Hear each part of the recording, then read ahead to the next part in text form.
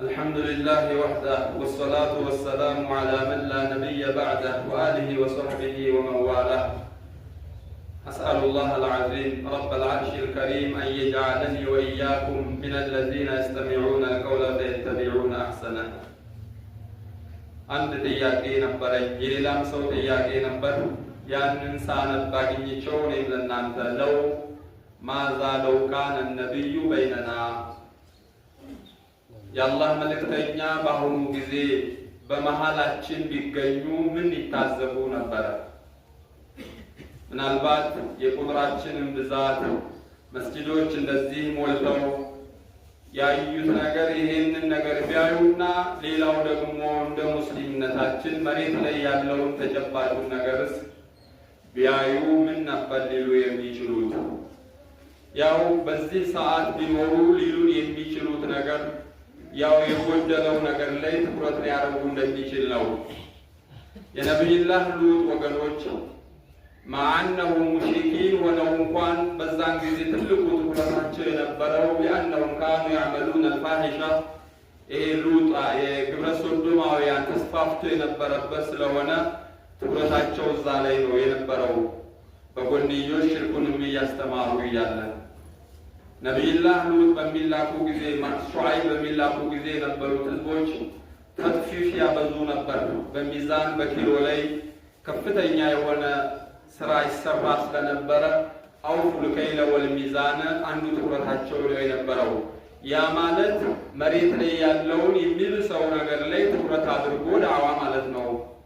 በዚህ ጊዜ በመሃላችን የአላህ መልእክተኛ ቢገኙ የሚሉን ነገር ምን ነበረ? ምን ጎሉ አይተውት ይሄ ይስተካከል ይሉን ነበር የሚል ነው።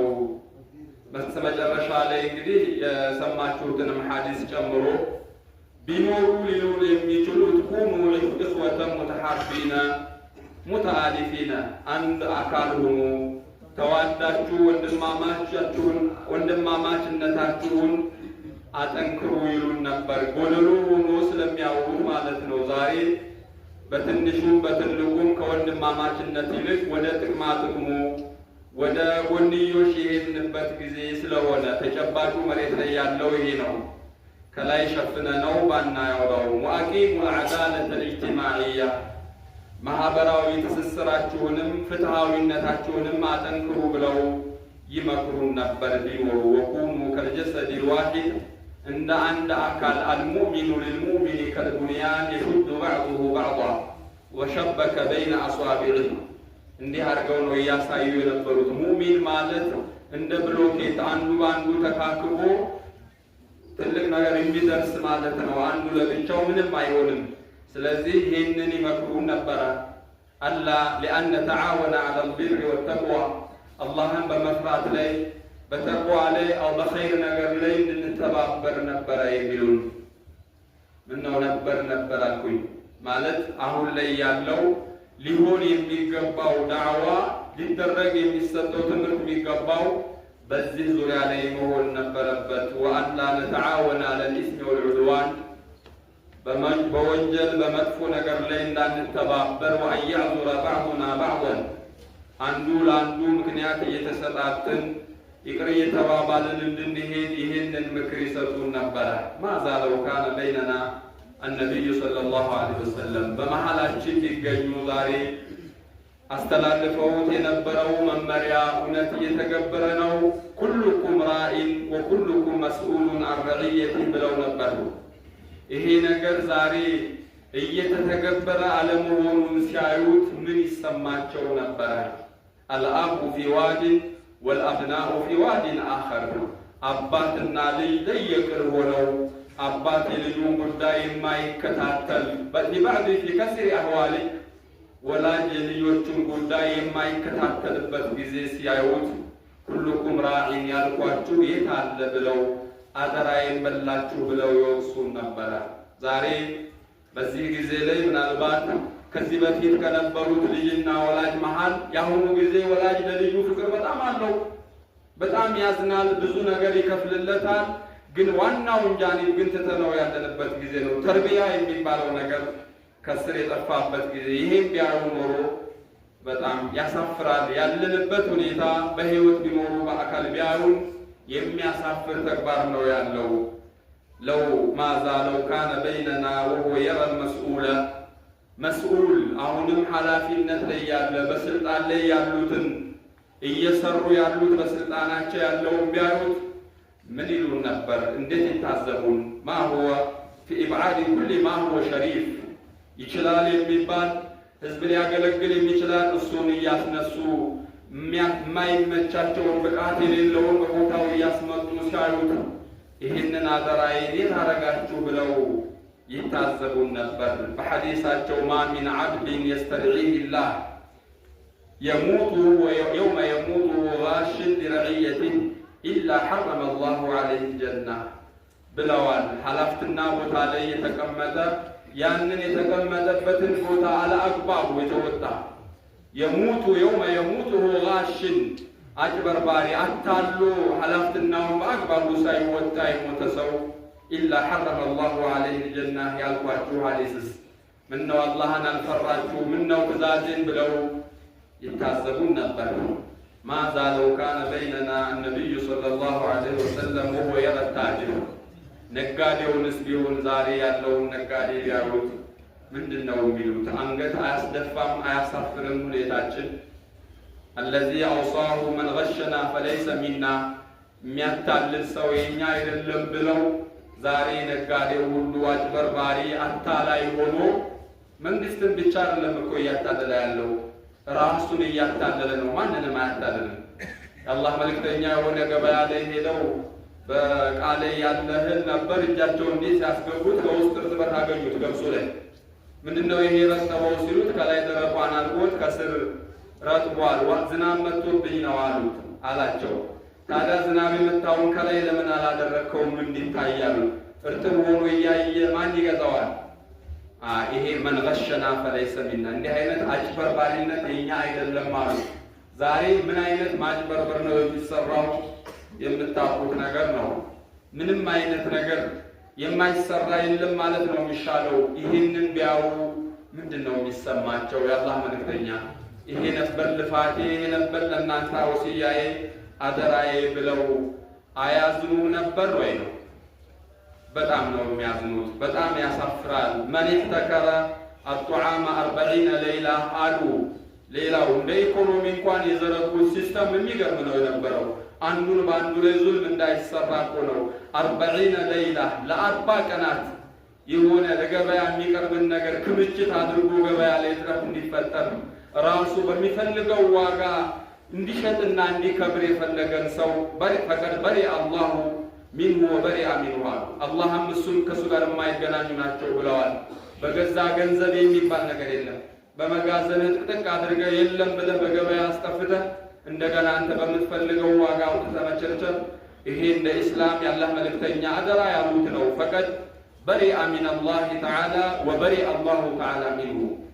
ይህንን ያሉትን አደራዬን የት ነበር ብለው የሚያዝኑበት ጊዜ ነው የነበረው። ወሁወ የራ ሀዘ ታጅረ ወሁወ የተፈነን ፊ በይዕ ኩሊ ማ ሁወ ፋሲድ ከአገልግሎት ውጭ የሆነ ኤክስፓየርድ የሆነ መጥፎ ነገሮችን ገበያ ላይ ባዕድ ነገሮችን ላይ ያስገባ ሲሸጥ ያለውን ይሄንን በተጨባጭ ቢያዩ ኖሮ ምን ይሉ ነበረ? ምን ይላሉ? በጣም ነው የሚያፍሩት። በጣም አሳፋሪ ነገር ነው የነበረው። ዛሬ በርበሬው ላይ ምን ይጨመራል? ለቅቤው ውስጥ ምን ይጨመራል? እያንዳንዱ ዱቄቱ ላይ እህሉ ላይ ጀሶ ይጨመራል። ምንም አይጨመር ነገር አለ? ገንዘብ ብቻ ይሁን ሌላን ሰው ይግደል፣ ሌላን ሰው ይጉዳ፣ ይጥቀም አይጥቀም፣ ማንም ስለማንም የማይተሳሰብበት ጊዜ ይህንን ያክል ምን ሆናችሁ ነው? እኔ እንዲህ እያለሁ ይሄ ነበረው ያስተማርኩት ብለው የሚያሳፍር ነገር ነው የነበረው። ወወሰለ ቢባዕድህም ኢላ ጡሕኒ ሸይኢ ወኸልቂሂ ቢጡዓም ባዕድ ነገሮችን ከሚበላ ነገር መድኃኒትን ከዚያው ያለፈን ለልጆች የሚሰጥን በማንኛውም ነገር ላይ ፌካ ፌክ የበዛበት ነገር። ይሄ እውነት እናንተ ናችሁ ይህን የምትሰሩት? ሙስሊሞችን እኮ ነው አሁን ሊታዘቡ የሚችሉት ላኢላሃ ኢለላህ ሙሐመድ ረሱሉላህ ብላችሁ የኔ ተከታዮች ሆናችሁ ይህን ሁላ ከየት ብላችሁ ብለው አንገት የሚያስደፋ ነገር እየሆነ ባለበት ሁኔታ ላይ ለው ካነ በይነና የረሻበ ወሻባ ዛሬ ወጣቱ ሴቱም ሆነ ወንዱ ያለንበትን ሁኔታ ካሲያትን አሪያት አደራ እያሉ የተናገሩትን ይሄን ቢያው እንዴት አንገት የሚያስደፋ ነገር ነው የነበረው። ብዙና ብዙ ሚነል ቀዳያ ወሱሉኪያት ብዙ አካሄዶቻችን ብዙ ነገሮቻችን ሁሉ تخالف هدي ومنهج النبي صلى الله عليه وسلم የአላህ መልእክተኛ አካሄድ ጋር ከመርሃቸው ጋር ከዘረጉት መስመር ጋር የማይሄድ የሆነ እየሰራን ቢያው ኖሮ ምን ሊሉ እንደሚችሉ መገመት ነው።